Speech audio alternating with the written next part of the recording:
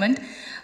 இவரோட லான்ச் அப்படிங்கிறது வந்து ஃபேமிலி ஃப்ரெண்ட்ஸ் எல்லாம் வந்து தாண்டி சினிமா ரசிகர்கள் எல்லாருக்குமே ரொம்ப முக்கியமான லான்ச். ஏன்னா ஆல்ரெடி ஒருத்தரை வந்து நாங்கள் ஸ்க்ரீனில் பார்த்து ரசிச்சுட்டு இருக்கோம்.